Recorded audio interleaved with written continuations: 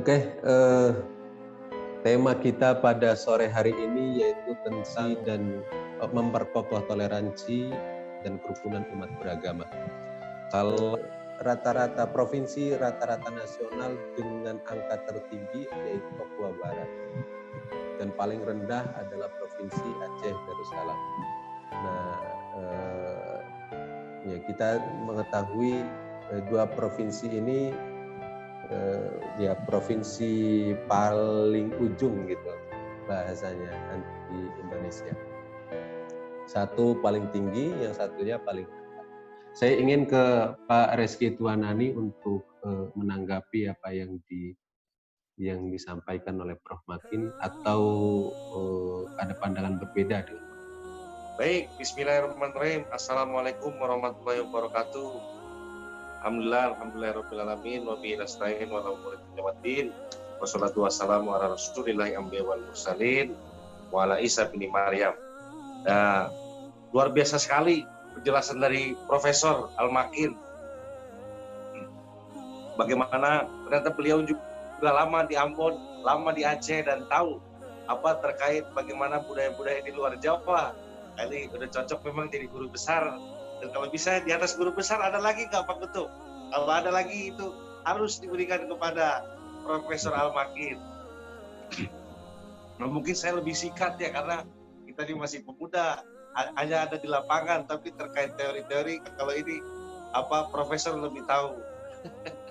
Nah, kita bersama-sama dengan Pak Suedi Marsabesi lalu juga dengan Pak Luhut Binsar Panjaitan dulu pernah mendirikan Aliansi Pemuda Maluku Utara, lalu juga sekarang ada di Pemuda Bravo 5.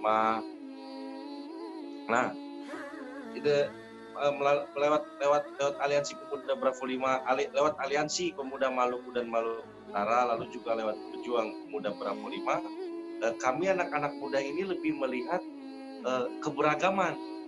Yang tadinya kami ini anak-anak pesantren lebih eksklusif, kita ngeliat, itu ngapain sih kalian begitu-begitu. Nah, akhirnya karena dengan berorganisasi itu kita sadar bahwasanya ternyata sunatullah ini memang ada, ternyata keberagaman itu memang ada.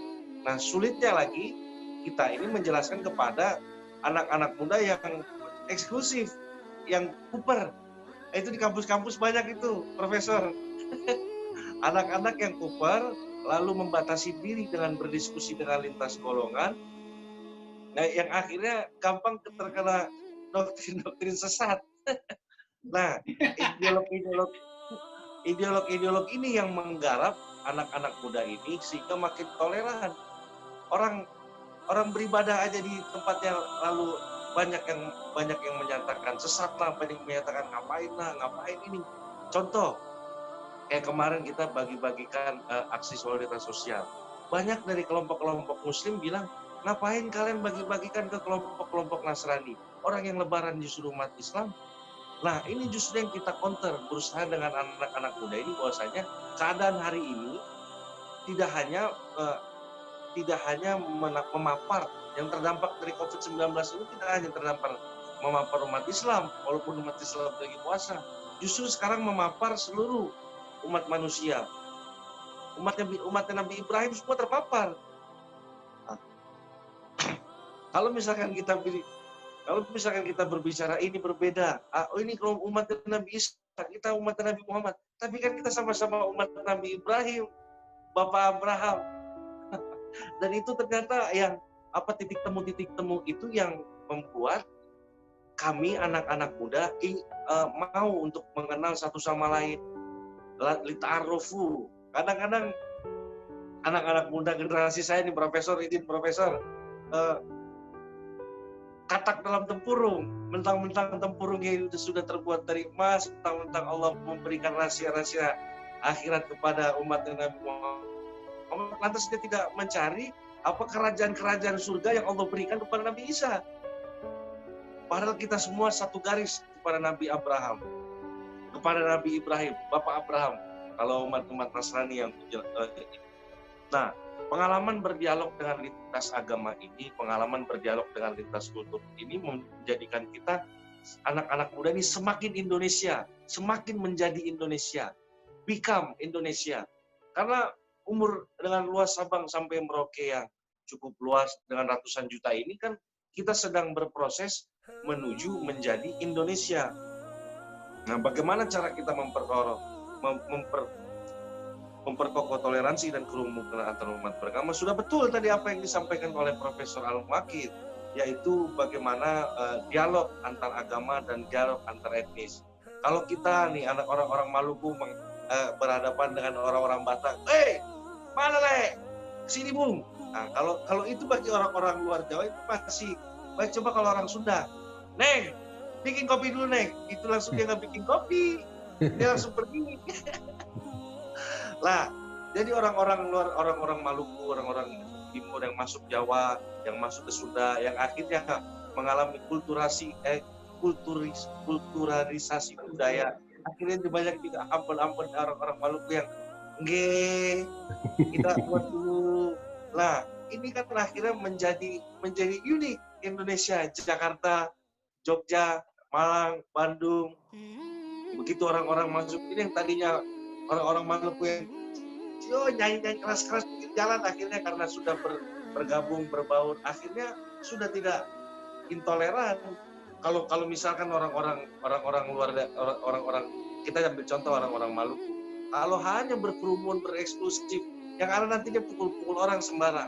Tapi kalau orang-orang Maluku ini mulai berbaur dengan orang-orang di Pulau Jawa, dengan orang-orang di Pulau Sumatera, nah toleransi dan saling mengenal antar budaya dan antar agama itu makin tumbuh. Apalagi di zaman-zaman lagi susah. Kita kalau ketemu, kita juga udah mau lapar. Sekarang kan keadaannya lagi lapar semua. Lalu kita berbicara,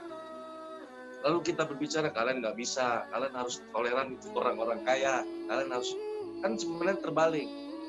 Nah makanya dari anak-anak muda, terutama binaan-binaan Bapak Sulaidi Marsabesi, Bapak Luhut Binsar Panjaitan, Bapak Fahrul, Pak Asar Suryo Borto, nah bagaimana kita ini menggalakkan aksi solidaritas sosial, bukan aksi bantuan sosial. Kenapa solidaritas sosial? Karena sifatnya solidaritas ini saling membantu bagi kita dalam keadaan sempit. Tetapi kalau bantuan sosial dari negara ke masyarakat itu kan sifatnya orang yang lapang membantu orang yang sempit. Akan tetapi gerakan dari akar rumput yaitu solidaritas sosial. Biar kita sama-sama lapar lagi, tapi kita masih bisa lihat oma-oma dong, tete-tete dong, dan anak-anak yang lain. Nah, pengalaman dari keadaan sulit seperti ini membuat kita semakin membekas. Bagaimana kita orang Muslim menjelang Lebaran justru membantu orang Nasrani yang kelaparan di tengah pandemik ini. Dan alhamdulillah apresiasinya sangat luar biasa, Nyong. Terima kasih, Nyong. Kalian masih bisa lihat beta, kalian masih bisa lihat kita. Mudah-mudahan Tuhan Yesus berkati, Tete Manis berkati. Itu walaupun ini kan hati jadi makin lapang. Nah itu yang sedang terjadi kebahagiaan spiritual dan kebahagiaan rohani. Nah itu hasil dari toleransi dan kerukunan antar umat beragama. Jadi apa pandangan-pandangan yang Profesor Al-Makin sampaikan ini harus diwaskitakan, dijadikan pekerjaan dalam ini. Jadi pemikir-pemikir yang Profesor sampaikan biar kita anak-anak muda ini yang mengkristalkan, menjadikan sebuah keniscayaan. Lalu ya benar, saya sepakat sekali dengan upaya homogenisasi atau banyak orang yang berusaha menyeragamkan sifatnya. Ente ini nggak pakai kunut, sholat lagi. Alhamdulillah sekarang perdebatan itu sudah mengurang, perdebatan antara kunut dan tidak kunut. Kenapa? Karena umat Islam udah banyak yang nggak sholat subuh, Pak Profesor. Jadi perdebatannya berkurang. Nah, saya juga kurang mengetahui kenapa justru kelas menengah kota Jakarta ini menjadi pemicu gerakan eksklusif, gerakan homogenisasi.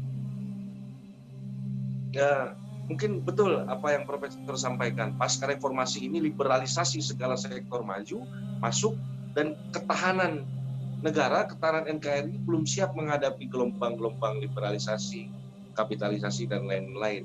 Dan budayalah, makanya menjaga tradisi kuno. Menjaga tradisi kuno ini salah satu agenda yang digaungkan oleh Aku Maluku, oleh Aliansi Pemuda Maluku Utara, bagaimana tradisi-tradisi kuno yang ada di wilayah, bagaimana dulu kerajaan, bagaimana dulu Demak, bagaimana koalisi Demak dan Aceh membantu Kesultanan di Maluku menghadapi Portugis dan Spanyol.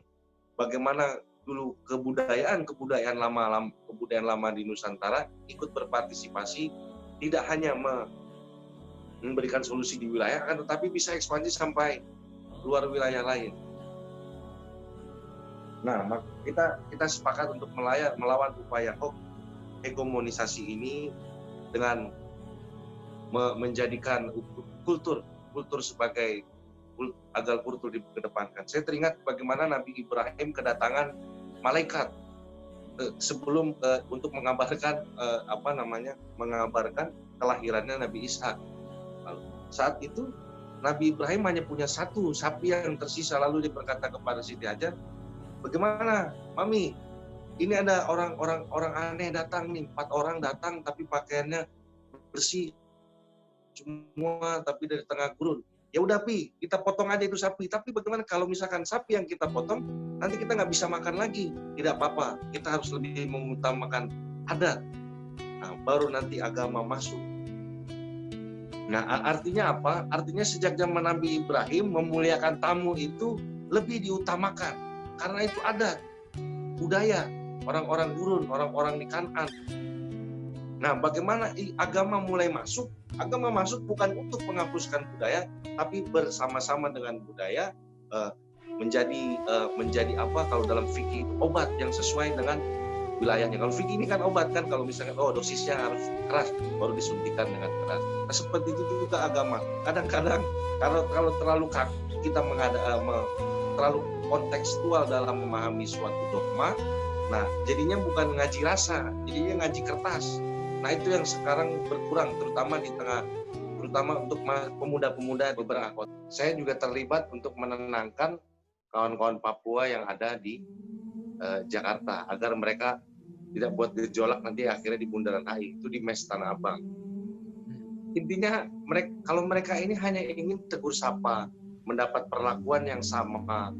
Istilah monyet bagi mereka itu kan sebenarnya sangat-sangat menyakiti hati. Tapi kalau kita lihat siapa yang mengatakan, sebenarnya kayak tentara-tentara ini kan sebenarnya dari zaman Pak Gatot Subroto. Monyet, sana, monyet. Nah, tapi karena tradisi di tentara berbeda dengan tradisi orang Papua itu hatinya lembut-lembut. Dia dibilang, karibo, monyet. Itu mereka langsung sakit. Nah, komunikasi yang pelan-pelan dari hati ke hati kita masuk, itu alhamdulillah bisa mencoba. Dan terutama yang mereduksi konflik waktu kasus Papua kemarin itu adalah gereja. Dan alhamdulillah di pegunungan Tengah dan Wamena itu hampir mayoritas pendeta-pendeta gerejanya dari orang Ambon. Nah, jadi untuk menahan salah satu langkah pemerintah untuk mereduksi konflik yang terjadi di Papua, yaitu lewat pendekatan agama, pendekatan teologis, dan alhamdulillah itu berhasil. Kalau lewat pendekatan politik, di sana pemain politiknya lebih banyak. Orang-orang Papua, belum intervensi asing dan lain-lain. Akan tetapi dari negara yang pendekatan yang paling utama itu lewat gereja untuk mereduksi itu. Lalu juga untuk agama, oleh ulama, lewat konflik yang akan datang ini kan terutama segregasi nasional, bagaimana agama mulai dipertentangkan, bagaimana ini hukum ini bukan Islam ini, waduh kita sampai pusing di Jakarta ini, Prof. Kalau dengar teman-teman yang ikut-ikut meong, kita bilang, apalagi intinya semua ada. Intinya kalau saya lihat yang terjadi di Jakarta, ancaman nasionalnya ini sebenarnya hanya masalah kelaparan. Orang kalau sudah lapar tega berbuat apa-apa. Nah, sekarang tergantung iman. Kalau iman atau kepercayaan kita kuat, kita akan tidak akan melakukan apa yang diharamkan oleh Allah Bapa di surga dan Tuhan bagi umat-umat Nasrani. Nah, seperti itu. Kalau untuk nah, sedangkan agama ini kan sikap sosial. Kalau misalkan kalian mengaku umat Islam tapi sikap sosialnya hanya fokus pada wa aqimis sholat, mendirikan sholat, tapi tidak wa atuz zakat, zakawatul malyatama, tidak memberikan zakat dan tidak memperhatikan orang yatim, itu patut dipertanyakan juga sikap sosial keberagamaannya. Nah, karena agama akan menjadi salah satu potensi konflik, maka dari itu para ulama harus agar dapat merefleksikan agama dalam kehidupan sosialnya. Kalau Prof. Widilarti bilang kesetiakawanan sosial. Ini kita jadi gak enak nih sama profesor nih. Kehidupan kita. Nah, kalau ilmuwan-ilmuwan ini kan berpikir, nah biar kita pelaksana-pelaksanakan memetik buah itu lalu membagikannya ke rakyat. Nah, kita berterima kasih dengan Pak akademisi, terutama akademisi Muslim, Profesor Al-Makin. Ini sangat mencerahkan bagaimana homogenisasi ini benar-benar dibedah dan bagaimana solusi ini sudah betul. Bagaimana mengedepankan dialog, lalu memperkenalkan budaya lewat seni. Saya mendukung 100%. Kalau di atas 100% ada nggak, Prof? Nah, itu saya itu. Bagaimana memperkenalkan budaya, memperkenalkan ini lewat seni. Cuma satu, di tengah kondisi yang tidak menentu pada hari ini, maka kita harus terus memperteguh toleransi, harus mengedepankan toleransi dan kerukunan umat beragama. Aksi nyatanya itu bisa lewat dari aksi solidaritas sosial, saling menolong satu sama lain.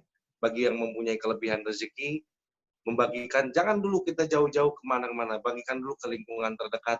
Karena saya yakin di antara keluarga terdekat kita sendiri hari ini, masih banyak yang sebenarnya butuh bantuan, akan tetapi malu untuk meminta. Nah, makanya untuk menciptakan kerukunan antar umat beragama, nah, kita lebih harus mengedepankan aksi solidaritas sosial, terutama di tengah pandemi hari ini. Mungkin itu saja. Ya.